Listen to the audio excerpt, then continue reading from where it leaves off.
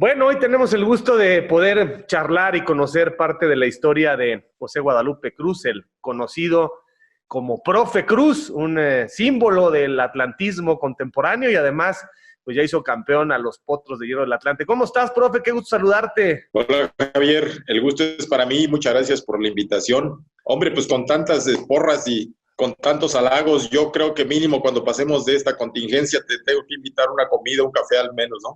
Claro que sí, con mucho gusto, profe. ¿Cómo la estás pasando? Cuéntanos cómo es un día en tu vida y qué has aprendido. ¿Sales con alguna frecuencia? ¿Con quién vives? ¿Cuántos están en el mismo lugar? Yo estoy con mi familia viviendo en Guadalajara, Jalisco, aquí tienen su casa. Gracias. Salimos muy poco realmente con la familia, solo hacer lo esencial, lo necesario. Eh, Cuidándonos, vamos, no en un extremo, no estamos en una situación de miedo permanente, pero sí con las medidas y las precauciones que debemos tener todos, ¿no? Al final, este virus, esta situación nos obliga a ello. Y bueno, pues nosotros procuramos en lo personal hacer lo más productivo los días. Gracias a la tecnología, hoy podemos estar conectados contigo y llegar hacia toda la, la gente que te sigue, pero también me meto muy seguido a pláticas, a conferencias, a cursos pues de fútbol, ¿verdad? Que es lo que nos apasiona, pero también de coaching, de liderazgo, de inglés, cosas así que de repente podría uno pensar que está todo visto, que ya no hay nada por descubrir, que ya lo sabemos todo, y no es así, y en algunos otros momentos pues meterle también un poquito al ejercicio, ¿no? Para mantenernos. ¿Estás con tu mujer y con tus hijos? ¿Cuántos hijos tienes? Dos, es Ah, correcto. ¿de qué edades? 16 y 23 años. ¿Y a qué se dedican ellos? ¿A la escuela en línea ahora? Sí, de hecho el mayor, que es el varón, ya terminó la carrera, es eh, contaduría y finanzas, y mi hija está en la preparatoria. Ella sí Ajá. está tomando sus clases en línea, mi hijo ya está ahorita de paquetón más o menos ahí con las vacaciones. Oye, ¿y cómo les ha caído esto? Porque obviamente los jóvenes son los que por su edad necesitan más socializar, más sensaciones propias de la edad, amigos, antros, sentirse incluidos en un grupo. O sea, es la edad donde pues todo el mundo nos deschongamos, ¿no? Ya quizá tu hijo va a empezar a tener que buscar una perspectiva individual, pero creo que a ellos les ha costado más trabajo, ¿no? Sí, es complicado, no solamente para ellos, por su energía, por sus intereses, por las amistades, sino para uno también el negarles esa oportunidad de salir. Mi hijo está en un club de ahí de amigos y pues se reúnen cada fin de semana, viernes o sábado, y pues sí es complicado, ¿no? Nosotros, vamos, no llevamos un reglamento a rajatabla en casa. Lo que sí le hacemos mucha conciencia es que extreme precauciones de que tome sus cuidados, cómo se reúne y las distancias y todo ese tipo de cosas que a lo mejor quedándonos en casa ni sabemos, ¿no? Pero al menos tenemos la promesa y hay que creer en su palabra de que lo cumple. Al final él es el que sale un poquito más. Mi hija, pues es como las niñas también, hombre, está en una edad en la que la relación con las amiguitas, las compañeritas es inaplazable. Y pues también le damos alguna oportunidad, pero siempre se reúnen en alguna casa, sea la nuestra, sea la de sus amigas, dos o tres grupitos, no más allá de cinco o seis personas. Ujú. Profe, y cuéntanos tu historia, ya que comentas ahora esta necesidad que tienes permanentemente, y yo creo que desde la cuna, de estar aprendiendo, de estar absorbiendo cosas nuevas, pues tiene que ver con tus primeros años cuando te dedicas justamente a la enseñanza. Pero antes, dime, por favor, ¿cuántos eran en casa? ¿Dónde naciste? ¿Cuántos hermanos tenías o tienes? ¿Qué hacían tus papás? Remóntate esos primeros años de este México en el que no había virus, ni había confinamiento, ni había barreras. Uno podía estar en la calle, ida y vuelta. Somos más o menos contemporáneos, querido profe. Sí, así es, Javier. Mira, curiosamente antes había el paludismo, la viruela, el sarampión, en fin, otro tipo de situaciones y, hombre, uno a veces jugando al fútbol en la calle y descalzo, te volabas la punta del pie gordo porque muchas veces le pegábamos con la punta al balón y a veces nos llevábamos las piedras de por medio y pues le echábamos tierra al dedo y no pasaba nada, no había ninguna infección, no había ningún extremo cuidado, no había que te llevaran al doctor y eso. Pero bueno, son otros tiempos, ¿verdad? y hay que adaptarnos a ellos. Yo soy bueno, somos 11 hermanos, vivimos 11 hermanos, pero éramos 13 antes de que yo naciera, fallecieron 2. Mis padres, en paz descansen, pues son de provincia. Yo nací en Huetamo, Michoacán. Viven mis otros 10 hermanos. Mis padres desafortunadamente ya no los tenemos con vida, pero sin duda que somos muy afortunados, yo en lo personal, por haber tenido ese nivel de padres que tuvimos. Tanto nuestra madre como nuestro padre nos heredaron un montón de cosas, valores, principios, algo que no se puede pagar monetariamente. Y después, cuando ya, tú sabes, familias numerosas, pues cuesta trabajo, aún en tiempos pasados cuesta trabajo sacarlos adelante. Los que se llevaron la friega más grande pues, y más fuerte fueron los hermanos mayores. Yo, como fui el menor de todos ellos, pues la verdad me la llevé más o menos tranquila. Sí sé trabajar un poquito ahí la tierra, el campo, el arar, el cosechar, el sembrar. Lo supe hacer por necesidad.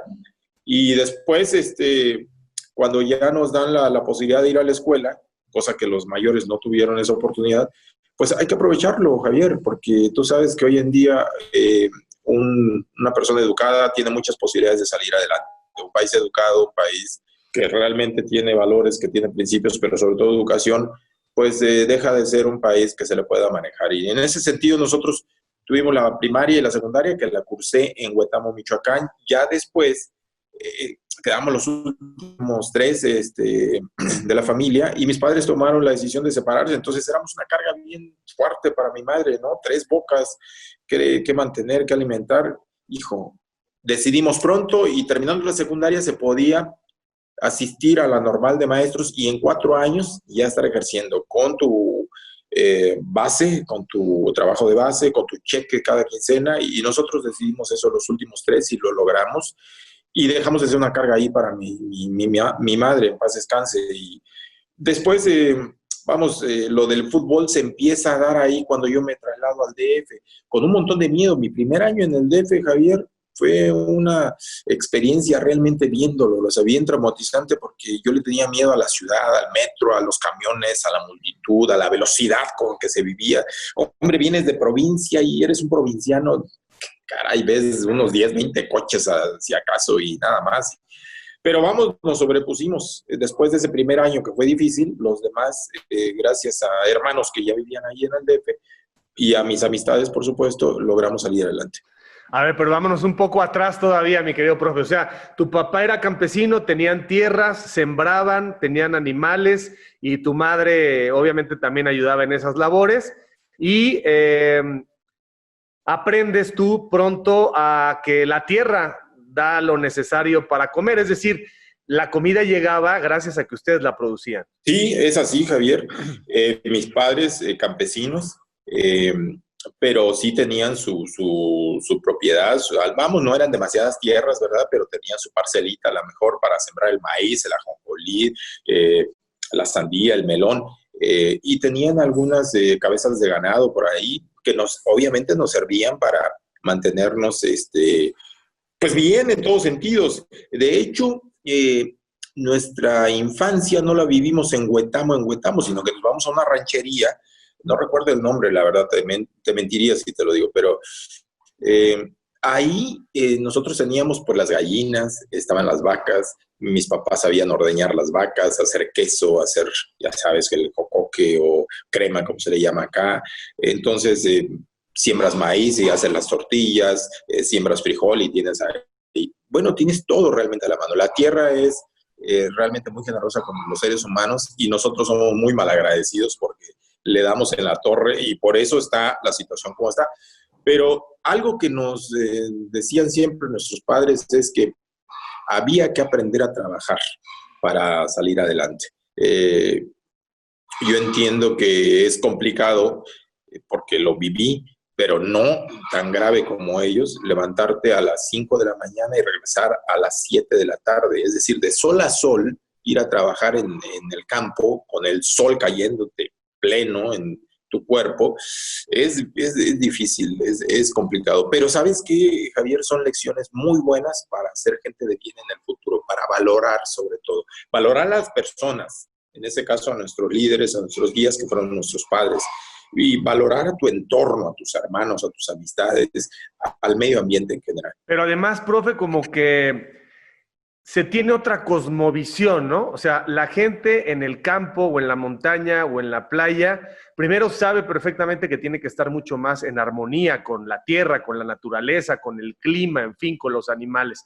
Pero aparte es gente que simplifica las cosas y que sabe distinguir entre lo valioso que te construye internamente y lo valioso que son las relaciones interpersonales para tener, junto con, digamos, esas reflexiones, un objetivo en la vida. En cambio, en las ciudades nos hemos vuelto competitivos, feroces, voraces, ambiciosos, producir, consumir, y eso genera otro tipo de seres humanos. Yo creo que hay una gran diferencia, que además la gente del campo no se preocupa por pregonar, pero cuando tú los ves en las carreteras y los ves con su tierra, con sus animales, es gente que está más en paz y que entiende que lo material son complementos. Vaya, en este momento de desigualdad absoluta en México, si hay gente en el campo que vive en la miseria, pero normalmente la tierra da para tener una vida discreta, pero una vida con lo necesario. ¿Cuáles son tus reflexiones sobre esto? De acuerdo completamente contigo, Javier.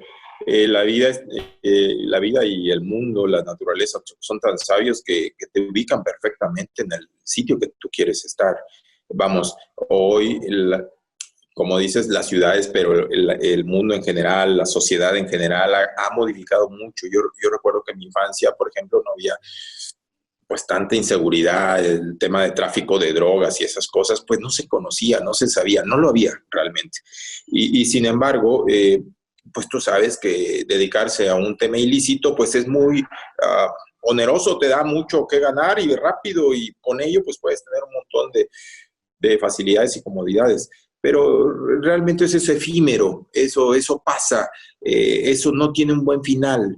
Nosotros entendimos que había que sudar, porque lo hicimos un montón de veces, volvíamos a veces a casa con las líneas aquí en blanco de como si trajeras cal, del sudor, del haber trabajado, de la tierra y todo, pero eso nos formó, nos dejó unas lecciones bien, bien importantes. No es imposible salir adelante, así seas de provincia. No es necesario nacer, porque muy pocos tienen esa oportunidad, en cuna de oro, vayamos, si me permites esa expresión, como para triunfar en la vida. Es necesario tener bien puestos los pantalones primero, y después los principios y los valores, y sobre de ello guiarte. Nosotros, como mucha gente, porque no somos el único caso, conocimos a otras personas que también salieron adelante gracias a ello, y a otros que lamentablemente se fueron por el camino equivocado, o quizás el más fácil, el más a modo, el que te impedía una menor inversión. Y bueno, también es respetable. Sin embargo, hoy, por ejemplo, yo que he tenido oportunidad de vivir en ciudad, muchos años en el DF, ahora en Guadalajara, pero en otras ciudades y en el campo, pues me doy cuenta perfectamente de lo que dices tú. Vivir en el campo se vive como más en paz, más en armonía, como que tienes una empatía con tu entorno, y quizás la vida acelerada de las grandes ciudades no te lo permite. Uh-huh. Profe, ¿qué más aprendiste de tus papás? Porque siendo 11 o 13 hay que compartirlo todo, ¿no? O sea, y además no lo comparas con nada, y la felicidad de un niño no está ahí, al contrario. Yo me imagino rodeado de hermanos, hombre, podías jugar, imaginar, inventar, y la realidad es que de todas las edades, sabores y colores, yo me imagino que tienes grandes recuerdos de tus hermanos. Claro, también seguramente se armaban las campales, pero qué buena vida esa cuando se comparte todo, y cuando la alegría está en el hacer y no en el ser. Sí, por ejemplo, yo recuerdo, Javier, mucho a mis hermanos los mayores, que les gustaba viviendo en un rancho, en un pueblito muy pequeño, no hay canchas de fútbol. Es más, no conocíamos los balones de fútbol, las porterías, nada, olvídate de eso. Lo único que se sabía, había dos juegos que se conocían y se practicaban ahí. Una era la pelota tarasca, que es un juego ahí que no te lo sé decir muy bien, pero juegan con la mano, y una pelotita como de tenis, pero rasurada. Y otro juego era el voleibol ranchero, en el que no había técnica. O sea, se podía meter las manos como fuera, y valía todo. Lo que yo recuerdo desde esa época es que mis hermanos los mayores, los sábados por la tarde, pero sobre todo los domingos, que era el día de descanso, eh, se dedicaban a jugar y venían de otros lugares, de otras poblaciones, de otras rancherías, o se iba a esos lugares a jugar. Y se compartía y se convivía, y a veces hasta se apostaba, pero no había esa envidia, ese celo, ese rencor que yo te tengo que ganar, porque no, había más bien, era un tema de competencia, sí, pero competencia sana, pero de convivencia. Después los más chavos, ya cuando tuvimos oportunidad de mudarnos realmente a vivir a Huetamo, pues ya tuvimos la primaria, y con la primaria están no solamente los hermanos, obvio que con ellos te peleas primero y luego juegas, o juegas primero y luego te peleas, pero siempre estábamos ahí solidarios porque al final es la sangre, ¿no? Y los amigos del salón, los amigos de la escuela, y que de repente la competencia y la rivalidad con la otra escuela, con el otro barrio, y que vamos a jugar fútbol y básquetbol y voleibol. Yo creo que los últimos, los tres últimos de mis hermanos, pues sí alcanzamos ya eh, a vivir cosas que los mayores no tuvieron acceso. La educación primero, las escuelas, segundo el básquetbol, por ejemplo. Entonces ellos solo, el fútbol, ellos solamente pudieron jugar o pelota tarasca o voleibol de tipo de rancho, ¿no? Pero los más chavos sí pudimos disfrutar de las otros deportes, y desde ahí yo pienso que empezamos un poquito, vamos, aunque nunca fue mi idea así, Javier, te lo debo decir honestamente, voy a ser futbolista profesional, porque ni siquiera teníamos una tele en casa. Había una sola tele en el barrio, que yo recuerde, a lo mejor me equivoco, pero solo un compañero tenía una tele en casa, y los sábados por ahí de las 7, 8 de la noche nos íbamos a su casa y nos juntábamos una palomilla como de 10 o 15 pelados para ver los partidos de fútbol, y ahí nos empezó a entrar la chispita, y ahí conocimos a el Cruz Azul, a la UDG y al Superpaz Marín, y fuimos haciendo ahí nuestros ídolos, pero sin dejar de jugar siempre voleibol y básquetbol, porque eran los deportes más fáciles, más rápidos de juntarnos y jugar. Se ve, de inmediato se nota que eres una persona que todo el tiempo está aprendiendo, una persona culta, una persona elocuente, una persona que sabe reflexionar, una persona que seguramente tuvo en su vida el impulso de sus padres para decir, no nos refugiemos en las limitaciones, quizá en algunos momentos de pobreza, en que estemos en el campo, porque el conocimiento es lo que forja a las personas y lo que les da sustancia. ¿Cómo fue ese proceso y qué tan buen estudiante eras? Mira, mis hermanos, todos mis hermanos fueron extraordinarios estudiantes, mejores que yo. A mí me costó un poco la primaria, la verdad. En la secundaria pues yo creo que me vino una madurez emocional e intelectual, y subí mis promedios. Y en la normal yo creo que fui bastante regular, pero mis hermanos eran brillantes. Hubo dos mayores que inclusive entrando, por decirte algo, a tercer año, los subieron de inmediato, de tercero los pasaron a sexto año, a quinto a sexto año. ¿Por qué? Porque su nivel estaba muy por encima del resto. Así que yo creo que sí tuvimos muchas oportunidades en ese sentido, pero yo siempre le doy más valor a nuestros padres, porque si ellos no te marcan la línea a seguir, si ellos son permisivos, si ellos no tienen, vamos, no había un reglamento en aquel entonces, no había necesidad de un reglamento, tú sabes, los reglamentos, tú sabes que eran una reata, una chancla, una vara, vamos, una llamada de atención fuerte, un levantar la voz. Eran muy didácticos esos momentos, te voy a decir, porque nosotros todos los días, sin excepción, a nuestros padres teníamos que saludarles. O cosa que hoy no existe más, ¿no? Pero nosotros sí lo hacíamos con un respeto, con una reverencia, pero no por la figura, porque me fueron a regañar, porque realmente ellos sembraron eso en nosotros. Seguramente lo traían heredado de los abuelos y los bisabuelos y las generaciones pasadas, pero yo pienso que eran muy buenos hábitos de conducta. Y lo que tú comentabas hace ratito es cierto, muy cierto, Javier, coincido plenamente contigo. Solo no se sale adelante cuando no se quiere. Tienes que estar en una situación extrema, complicada, como para no ir a intentarlo siquiera. Y nosotros, debo decir algo, dentro de nuestra situación. No es que fuéramos, la abundancia aquí y allá, pero bien lo señalas, oye, si vives al lado de un arroyo o de un río, si vives cerca de árboles frutales, si tienes una parcela y todo, pues consíguete unas semillitas y lo demás, casi que en automático. No lo vas a tener solo si no quieres, pero si quieres mantenerte de eso, nosotros lo vivimos y la pasamos bastante bien. Alguien me preguntaba hace poco, oye, ¿cambiarías algo de tu infancia? Porque hoy la tecnología, los celulares, esto y lo otro, y dije, absolutamente nada. Primero, porque no se puede, partamos de ahí. Y segundo, porque era otro tipo de convivencia y realmente me la pasé muy bien, con todas las limitantes que pude haber tenido, con todas las necesidades. Mi infancia fue bastante feliz. Profe, ¿y cómo se da este proceso de querer aprender para enseñar? O sea, ¿en qué momento descubres que quieres ser un profesor para transmitir el conocimiento? ¿Y cómo va caminando el futbolista? Porque seguramente nadie te enseñó, o sea, no fuiste a una academia, una escuelita, los fundamentos son naturales, seguramente sobre la marcha, con esa capacidad de ir adaptándote, de ir aprendiendo, fuiste perfeccionando un poco el asunto de los fundamentos del fútbol, pero nadie te enseñó nunca. Pues es así, fíjate que te va enseñando la vida misma, es una gran universidad, es una gran escuela la vida misma, te tienes que adaptar, te tienes que poner las pilas y estar preparado para los cambios, y no solamente preparado para los cambios, sino leerlos y tomarlos, porque en muchas ocasiones estás preparado, lo estás esperando, pero no te decides, hay que tener hasta eso, decisión. Mira, nosotros los últimos tres, cuando vimos la situación en casa, ya mis padres separados, dijimos, bueno, vamos a ser maestros porque en 4 años, a los 18 años, ya estás siendo maestro, ya tienes tu título, ya tienes no solo tu título, tu cheque, y entonces ya no eres una carga económica para tu madre. Entonces, eso fue parte de por qué ser maestros. Después, cuando ya estás ahí en la docencia, sinceramente yo ejercí muy poco, 1 año y medio, máximo 2 años.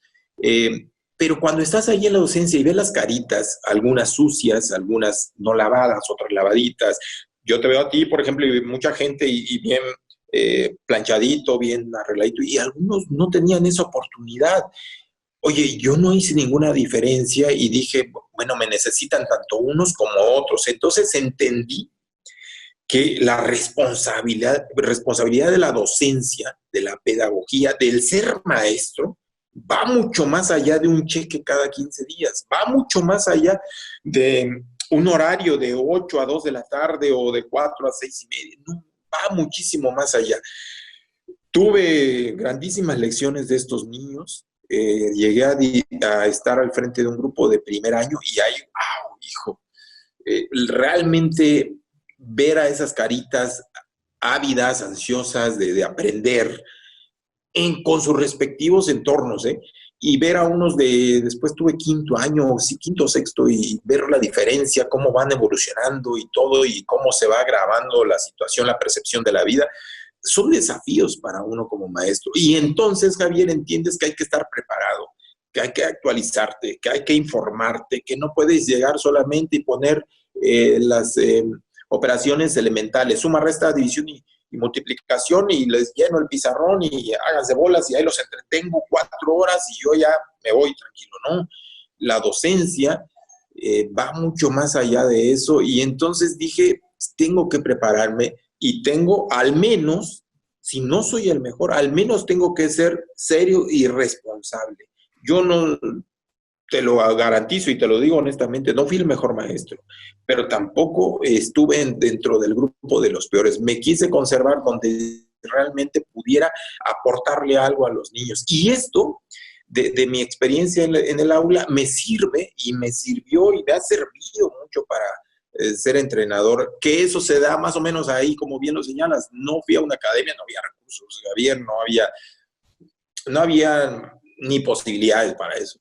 Pero sí hubo oportunidad, pues como te gusta de chavo jugar, llego al DF y me invitan los del barrio y me invitan los de la escuela, y de repente conozco a una persona que trabajaba en intendencia del estadio de Coyotes Neza cuando estaba en primera división, y llega alguien y dice, oye, yo quiero hacer una prueba, ¿por qué no me llevas? Que no sé qué. Y Me dice, oye, el otro, pues vayan los dos, caray, pues estás chavo, tú también, y juegas, y que no sé qué, y ahí voy. Y entonces una cosa llevó otra, se dio medio circunstancial lo de ser futbolista.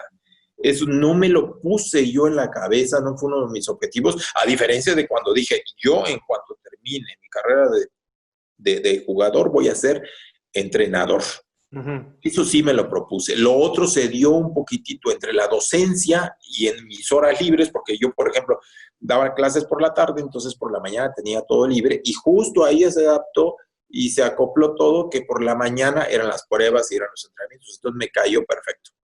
¿En qué colonia llegaste a vivir acá en México y en qué escuela? ¿Cuál es la escuela en la que diste clases año y medio? Estuve mucho tiempo en una colonia que se llama El Edén por Santa Marta, Acatitla, en Iztapalapa. Ujú. Y mi primera experiencia como maestro fue en la delegación Magdalena Contreras. No recuerdo el nombre de la escuela, te mentiría, Javier, la verdad, pero era, haz de cuenta que el último, allá por los Dinamos, allá por donde ya no había absolutamente nada, una escuela de creación nueva, y ahí llegamos varios jovencitos a dar clases. Después, como me quedaba, pero una eternidad de lejos, yo creo que hacía unas 4 horas en ida y vuelta, pero te lo juro, oye, no tenía en qué moverme, así que había que agarrar como 2 camiones más un pecero de ida y de regreso, entonces sí me aventaba como unas 4 horas. Me cambio hacia Santa Marta Catitla, otra escuela, no recuerdo en ese momento también el nombre, y ahí estoy un poco, y luego se me da lo del fútbol, o sea, me debuta Luis Manuel Torres Salinas y Moy Figueroa cuando quedan al relevo de Superman Marín, en paz descanse, también en paz descanse Luis Manuel Torres Salinas, y ellos nos debutan a varios chavos, y después es el último partido contra un Irapuato, me parece, y ganamos 5-0 y jugué como 20 minutos, no sé si la toqué, a lo mejor y sí, pero no recuerdo. Este, y yo dije, pues se terminó, porque ya nos habían avisado que se iba a vender Coyotes Neza, pero resulta que después se fusiona Coyotes Neza, Atlante, Cuautla de segunda división, donde estaba la mayoría, Luis Miguel Salvador, Andrade, Félix, todos ellos, y hacemos lo que fue el Atlante medio. Vamos, hay que estar en el momento justo, con las personas justas, y así me sucedió a mí. Bueno, y en Coyotes ya empiezas a cobrar y empiezas a cobrar mucho más que siendo maestro, No, ¿no? no, en Coyotes Neza estaba, fíjate, yo llego a Coyotes Neza desde la última categoría, pero subí rápido ahí también, me fui de la última categoría a la reserva central, salimos campeones en el torneo de barrios, me ascienden, me promueven a la reserva profesional, que era el antesala de primer equipo, y me debutan en ese mismo torneo ya el último partido. Ahí se vende Coyotes Neza, pero eh, yo no recuerdo si nos daban una beca. Es posible, Javier, que nos hayan dado una beca, pero era simbólica. Realmente me alcanzaba quizás para los pasajes, para la gasolina, para algo así, pero no para mantenerte y todo. Ya cuando yo estoy en Atlante y me empieza a llegar el chequecito, bueno, pues ahí sí hubo una diferencia. ¿Y qué hiciste con ese primer dinero fuerte, por llamarle de alguna manera? Si no me equivoco y no quiero pecar de mentiroso, íntegro, se lo deposito a mi señora madre. Ajá. Sí, sí fue. Yo antes de que me viniera para el DF, pues había que ayudarle a mi madre. Mira, cuando se separan mis padres, ¿Cuántos años tenías tú cuando se separan? Javier, yo estaba en la secundaria, habré tenido unos 10, 11, 10 años, Durísimo. 10, 11 Durísimo años. el momento, ¿no? Pero ¿sabes qué, Javier? Te forjan de otra manera en el campo. Eres duro. O sea, en el campo, Javier, tu padre, yo no lo escuché que me hubiera dicho alguna vez, o a mis hermanos, te quiero, te amo. Imposible, eso no existía. Era una sociedad muy de que el padre es el padre y lleva los pantalones y se habla de esa manera. Y hoy es muy normal ver que los padres a los hijos a los padres dicen, te amo. Allá era imposible. Que darle un beso en la mejilla, un abrazo ya era demasiado. Ajá. Así que no, yo tendría muy poca edad, pero ¿sabes qué? Tampoco fue algo así que dijera yo, hijo, ya no, se nos dobló, ya no hay más vida. No, al contrario, mi madre igual, ¿eh? Las casas En provincia mayormente tienen terrenos grandes, o sea, son casas grandes de adobe, déjame decirte, de adobe y de teja, pero casas grandes con patios grandes, mayormente muchos árboles frutales y un espacio donde se sembraba también plantas para que te daban las flores, ¿no?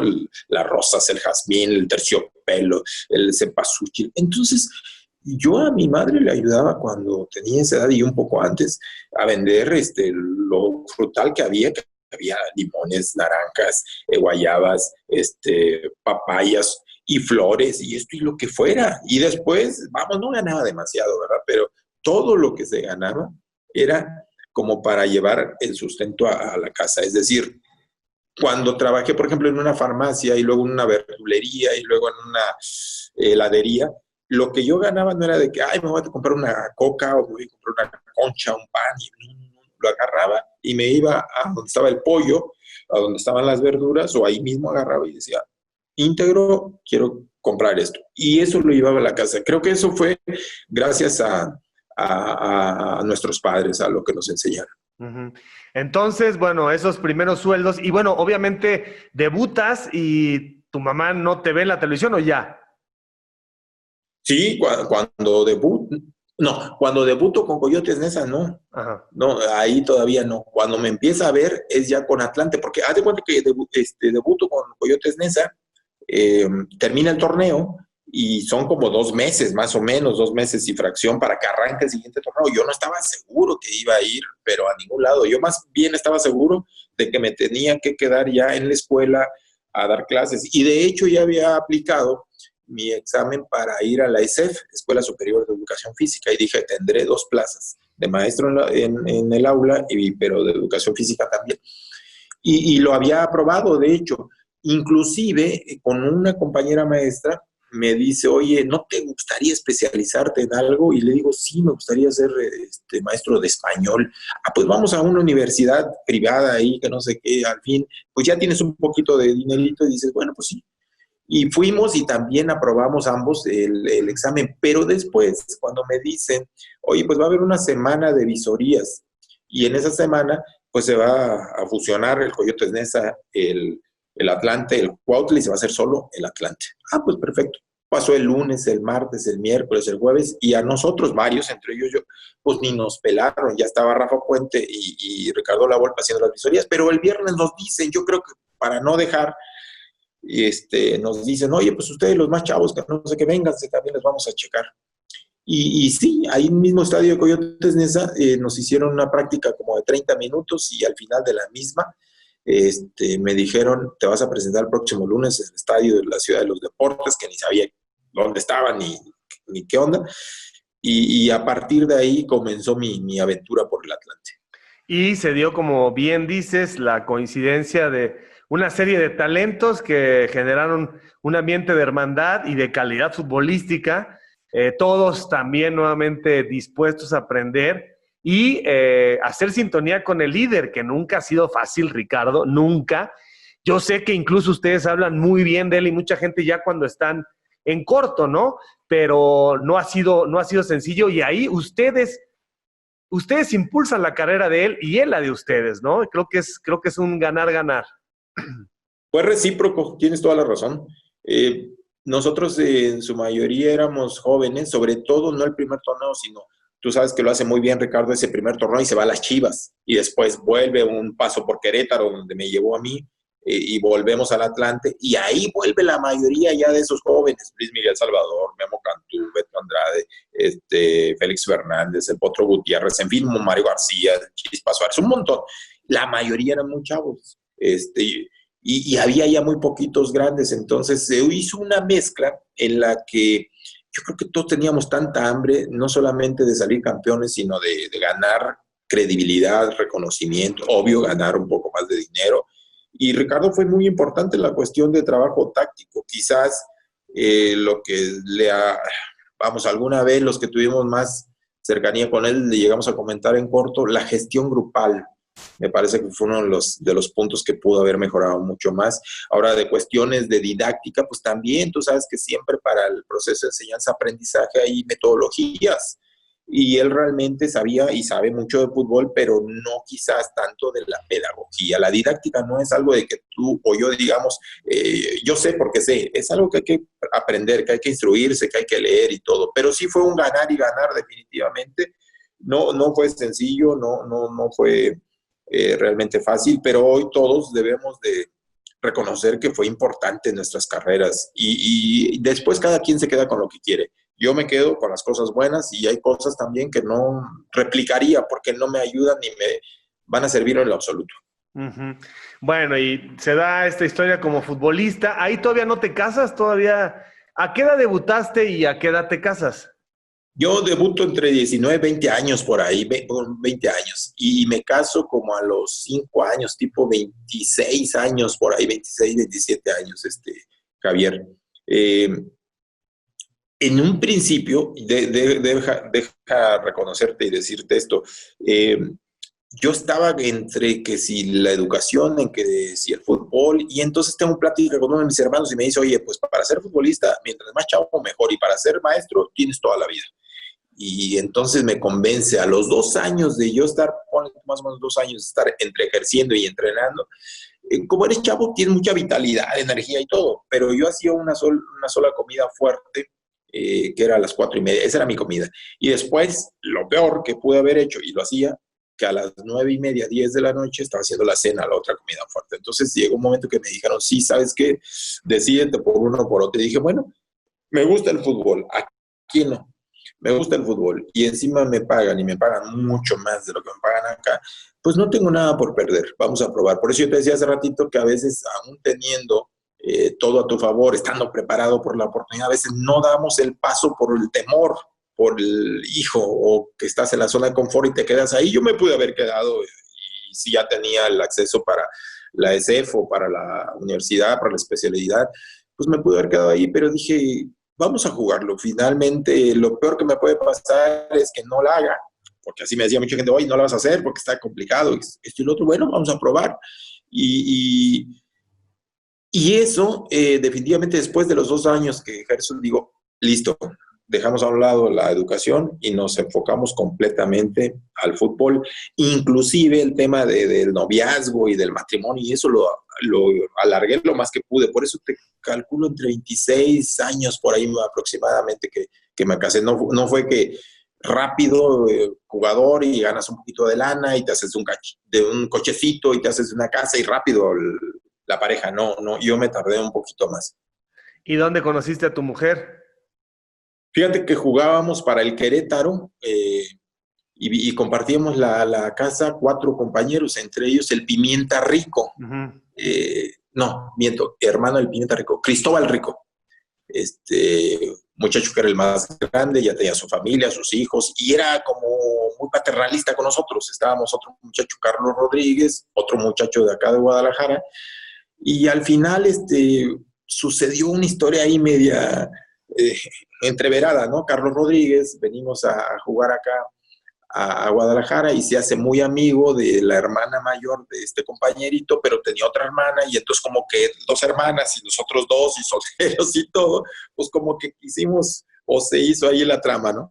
Ah. Carlos al final sí se hace novio de esta muchacha, y yo no, yo dije, pues vamos a salir y a conocernos y esto y lo otro, pero justo ahí tenía un círculo de amistades de ella y conozco a la que es actualmente mi esposa y fue medio raro porque creo que sí había interés de esta muchachita, inclusive con este amigo nos decíamos cuñados y cuñados y cuñados, pero nunca pasó nada realmente.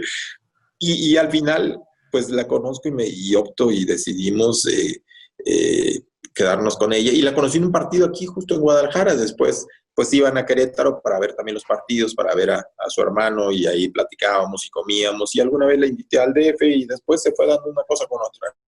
¿Y cuántos años de matrimonio tienes ya? Tengo 24 años.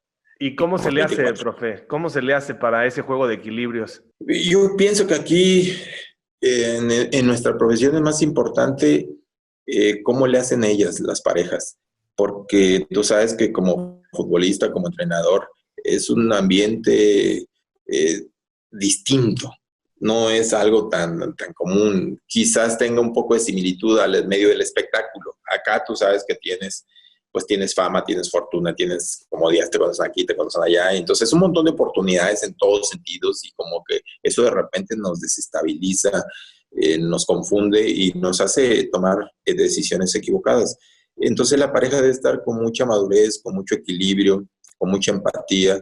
Y en ese sentido, yo estoy seguro que gracias a eso, gracias a ella, es que hemos logrado tener el matrimonio que tenemos. Es como todo también, ¿eh? No te voy a decir, oye, todos miel sobre hojuelas y con la cereza en el pastel. No, no hemos tenido nuestras altas y nuestras bajas y al final es parte de una relación, ¿no? Porque soy un ser humano antes que un entrenador, soy antes que un futbolista, pues también un ser humano y como todo, no hay perfección en el ser humano, pero sí hay aprendizajes. En la medida que uno también te muestres receptivo y dispuesto a echarle ganas para salir adelante en una convivencia, sobre todo que tengas mucha empatía, me parece que es posible.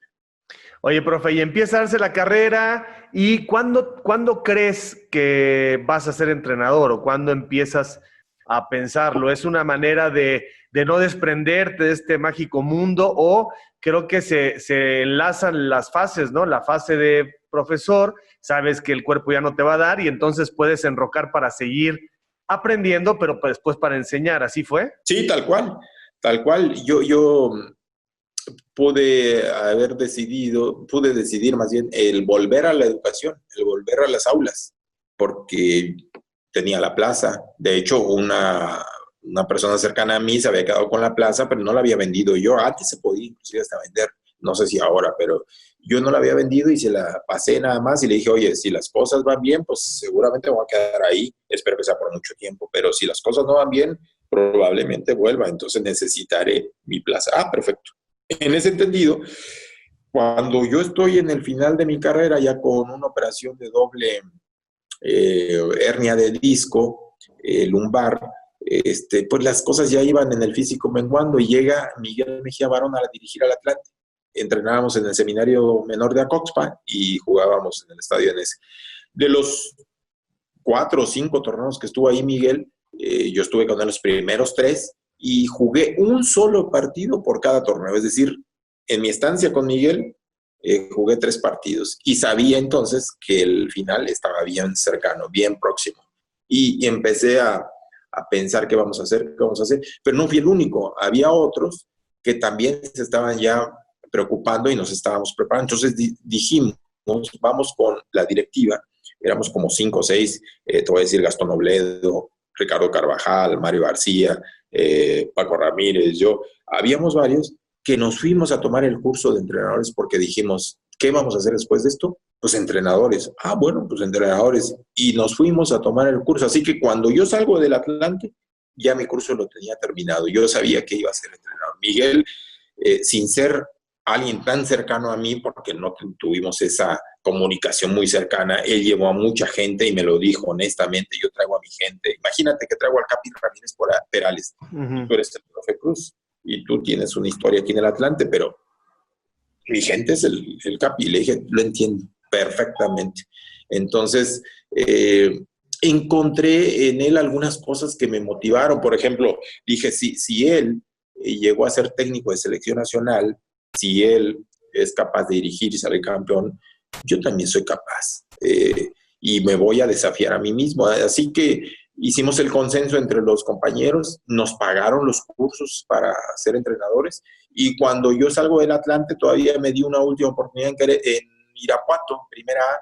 Estaba ya deshecho realmente, pero fui a intentarlo porque al final es tu pasión y porque te resistes a aceptar las cosas, pero ya no podía y bueno, pues ahí decidí retirarme. Tardé un año, voy yo, en cuanto salgo de Irapuato, voy a hablar con Raimundo Palacios y le digo, Ray, tengo mi título, soy atlantista y quisiera que me dieras la oportunidad de dirigir alguna de tus categorías. Y me dice, mira, está todo lleno, no se puede, ven en un año. Y sí, pasó un año difícil porque yo no entendía cómo no había un espacio para un exatlantista que había tenido la fortuna de darle una estrella o de ser parte de los que le dimos una estrella y un campeonato más. Pero bueno, así estaban las cosas y al año volví. Y cuando vuelvo al año, Javier, tuve momento difícil porque estaba Mario Trejo como director deportivo de Fuerzas Básicas y me dijo, sí, te vamos a dar una oportunidad, pero te vas como a la última categoría. Y yo me había preparado y yo había aprendido de todos un poco y me sentía con la capacidad suficiente como para al menos ir a una segunda división y le dije a Mario Trejo, oye, no, se me hace injusto que no me des la oportunidad de aquí. ¿Por qué no me das un chance de un torneo? Y si las cosas no me van bien, si no te gusta cómo trabajo, si no te doy los resultados, pues me despides. Es más, ni siquiera me tienes que decir eso. Yo me voy. Pero fue más o menos ahí que cuando yo termino de jugador, yo ya tenía definido y claro que iba a ser. A diferencia de cuando fui jugador, ahí sí sabía que quería y me había preparado para eso. Y otra vez, profe, a perseverar, a romper la piedra, a creer hasta llegar al primer equipo. Ese proceso ha de haber sido tremendo, ese fue más reto, ¿no? Porque para el fútbol como que la vida te fue empujando, pero aquí era algo que tú querías provocar. Sí, ese fue un reto que me puse, un desafío que me hice a mí mismo. Eh, Me dan, fíjate, después de esta discusión, había dos segundas, una de ascenso, con derecho a ascenso, y otra formativa. Y me dan la formativa, que porque no tenía experiencia y por lo que tú quieras. Y dije, está perfecto, deme la formativa. Me quedé con esa formativa y las cosas me fueron bien. Y después Toño García me manda a Lobos Buap, como en la fecha 8 o 9, y estaban disputando el no descenso.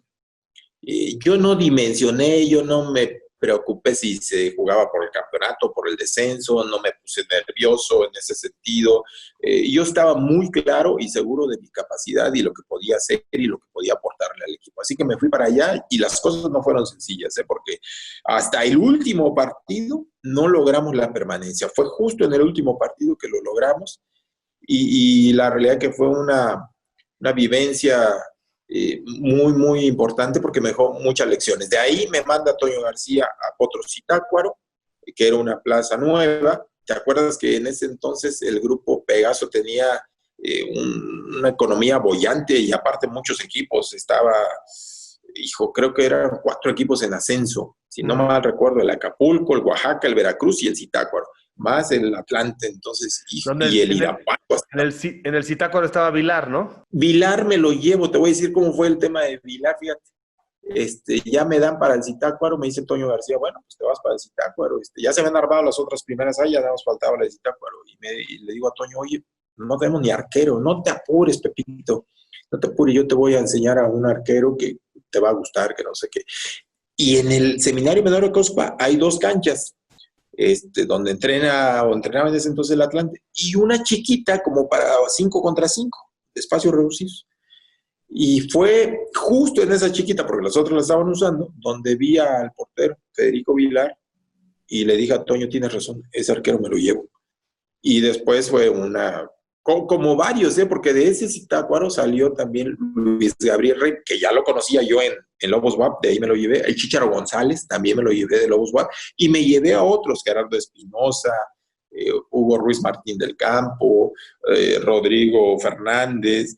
Hombre, fueron un montón ahí. Inclusive tenía a Larchi Salas y a Beto Andrade todavía. De esos jugadores, los 3 que más destacaron, obvio, fue Rey, el Chícharo y Vilar, que estuvieron en el campeonato de 2007 y 2009, pero varios fueron otra vez a primera división por una segunda revancha. No fue nada sencillo, sobre todo, ¿sabes, Javier? Porque yo llego ese primer torneo allá a Zitácuaro y hago 25 puntos o 26 y me quedo fuera por diferencia de goles. Y como premio tuve un encontronazo ahí con una persona que era el directivo del Zitácuaro y me echan a los 3, 4 días. Y pues ni hablar, pues si te echan, ¿qué vas a hacer? O sea, te vas, agarré mis cosas y me fui. Y Miguel era auxiliar de Reynoso en primer equipo de Atlante y como al mes lo echan y me dice Miguel, me habla y me dice, oye, Pepe, ¿te vienes a trabajar conmigo? Porque me acaban de dar el Atlante. Le dije, pero por supuesto que nos vamos. Y me fui con Miguel y tampoco fueron las cosas sencillas. Hoy veo uno a Miguel El Piojo Herrera, técnico del América, multicampeón y todo, o a Pepe Cruz y que ha salido campeón aquí y allá también y dices, oye, qué fácil es el fútbol. No, hay un montón de caídas, hay un montón de tropiezos, un montón de derrotas, un montón de lecciones más para mí que por aprender, pero que te han forjado. Hay dos formas de cuando te caes, o te quedas ahí a que los demás se compadezcan o te vayan a levantar, o te levantas por tu propio pie y sigues adelante. Uh-huh. Y luego entonces, ¿cómo se te da la oportunidad? Se va Miguel. Se va Miguel para el Monterrey, lo busca en Monterrey, obvio, le ofrecen un contratazo a Miguel y todo, y ni lo piensa. Y Miguel es el que me recomienda con Toño para que yo me quedara. Yo estaba convencido que si Miguel me invitaba a ir a Monterrey, yo lo iba a seguir, porque realmente tenemos mucha amistad con Miguel y mucha empatía, vemos el fútbol muy similar, y yo estaba súper a gusto. Pero cuando Miguel me dice, oye, te recomendé con Toño para que te quedes, ¿le entras? Dije, pero por supuesto que le entro. Miguel fue importante, sin duda, para mi carrera en primera división, lo sigue siendo y lo será siempre, porque recuerdo que ese debut, seguramente tú también y mucha gente que nos está viendo y escuchando lo recuerda, jugamos contra las Chivas en el Estadio Jalisco y me meten 7-0 en mi debut. Ya te imaginarás cómo fue aquello. No, hombre, me querían echar todo el mundo en ese mismo momento. Perdí el siguiente partido también contra Pumas, me parece que 1-0, pero con otras sensaciones.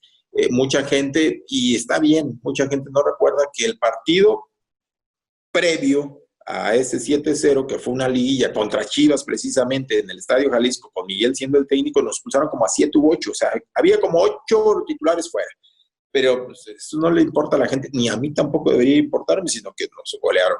Total que ese torneo terminamos llegando hasta semifinal, donde nos echa justo Miguel con Monterrey. Ajá. Y luego ya se convence la directiva del Atlante de las posibilidades tuyas y se insiste en el proyecto, se hace lo que no se hace hoy, o sea, mantener el proceso, confirmar algunas cuestiones, rectificar lo que no ha funcionado, pero permitir que un equipo de fútbol realmente encuentre hábitos y encuentre sus variantes en función de estabilidad, de orden, de equilibrio. Y llegó el título, profe. Ahí estuve yo en Cancún contra los Pumas, un título muy apreciado por la gente en Quintana Roo, por la afición atlantista. Y obviamente, pues ahí te vas a la luna, ¿no? Sí, sí, sí. No fue sencillo, como bien lo señalas, porque la continuidad hoy en día parece ser que pende de un hilo, y el hilo pues tiene 3 o 4 madejitas, pero a veces ya nada más de una, y en cualquier momento se termina tu proceso. Yo tuve ese primer ciclo con Atlante en el DF, y después tuve que ir en el 2006 a Primera A, fui a León en Primera A, que era el Grupo Pegaso también, y después a Tuberos de Colima, que también era convenio ahí con el gobierno de Colima, y regresé para el 2007, mi segunda etapa. Y bueno, pues regresamos con un montón de chavos del Colima, un montón de chavos de León, y tú sabes que el Atlante es sui generis, no tiene los presupuestos que otros equipos, y al final, pues tú tienes que potenciar todas tus habilidades, pero sobre todo las de tu herramienta, las de tus jugadores.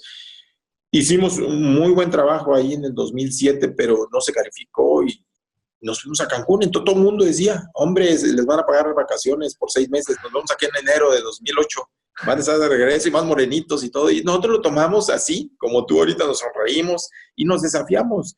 Después llegamos a Cancún, un estadio sin construir, 0 instalaciones, 0...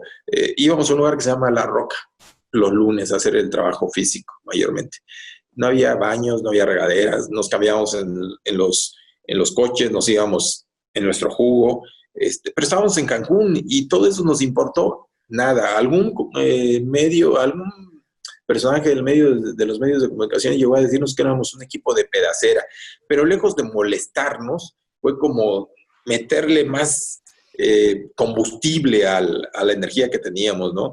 Y salir campeones ahí, curioso, porque inauguramos el estadio contra Pumas y le ganamos 1-0 con gol de Alain, con primer gol en Cancún en la primera división. Y cerramos contra Pumas en la final 2-1, saliendo campeones. Y entonces mucha gente dice, wow, esto es increíble. Y también para nosotros nos resulta increíble. ¿Por qué? Porque muchas veces en pláticas me dicen, oye, compara al 93 con el 2007. Y le digo, es que no, sí hay muchas similitudes, sí hay cierta réplica, pero lo que se hizo en 6 meses, no se hizo con el Atlante del DF del 93. El Atlante del DF debió haber salido campeón en el 91-92 porque fuimos super líderes, porque jugábamos mejor. el del 92-93, ni siquiera hemos calificado ahora porque calificamos décimos a la liguilla. En la liguilla, Javier, ¿te acuerdas que ahí sí fue otra historia? Lo hicimos muy bien. Pero volviendo lo de Cancún, se está replicando porque hoy no solo se ganó el 2007, muchos no lo dimensionan, pero la CONCACAF 2009 también la ganamos a Cruz Azul y nos permitió ir al Mundial de Clubes y entonces poner al Atlante en el ojo futbolístico del mundo entero. Y no solamente ponerlo ahí, sino con una grata sensación, un grato sabor de boca. Pero hoy hay otra cosa que se está replicando. Del Atlante campeón del 93, muchos somos entrenadores, la mayoría. Pero de este Atlante de 2007 a 2010 que estuve yo ahí con ellos, también hay varios. Ya está Federico Vilar, ya está Muñoz Mustafa, ya está Andrés Carevic, ya está el Bora Alcántar, ya está Alan Zamora, el Jerry Castillo, el Místico Pereira. Y entonces, Javier, nos recuerda a nosotros lo que es. El otro día hablé con uno de ellos, Fernando López, es otro que se me estaba pasando, Fernando López, Alan Zamora, el Jerry Castillo, que son a lo mejor no tan de las figuras conocidas como un Vilar, como un Maldonado, como un Pereira, ¿verdad? Pero todos bien importantes y me decían, oye, yo pienso que soy entrenador porque me has inspirado para ello. Y cuando me lo dijo Fernando López, dije, wow. Y mira que no era la relación más cercana con Fernando López, tenía más cercanía con otros jugadores. Y Fernando que me diga eso, Javier, son de las cosas que pasa como en el aula. Esas cosas que te dejan gratas sensaciones, gratas emociones, algo que no puedes pagar con nada del mundo. Y te hace el gol, por cierto, pues para los que a muchos fue un héroe desconocido, o sea, Clemente Ovalle, me acuerdo del nombre, y Clemente Ovalle, pues antes y después, una carrera de no muchas luces, ¿no? Sí, un desconocido hasta ese momento, así.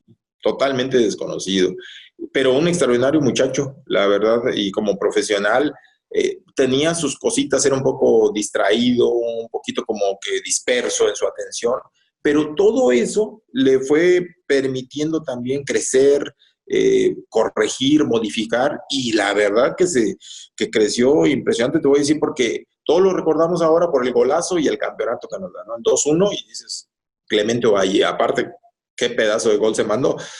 Pero después de eso, hoy ves a un Clemente Ovalle preparado, trabajando en un colegio en Monterrey, un muchacho hecho y derecho, y dices, estas cosas tiene el fútbol. No solamente se trata de ganar o perder, de salir campeón o no. Se trata de crear personas de bien, personas que lleguen después, como decías tú, a transmitir, a compartir conocimientos, experiencias y hacer que las nuevas sociedades, hombre, se ilusionen y se inspiren como muchos nos han inspirado a nosotros. Fantástica historia, mi querido profe. Gran legado en este video para la gente que de pronto quiera quejarse o quiera de pronto sentir que no se puede. Es magnífica tu historia.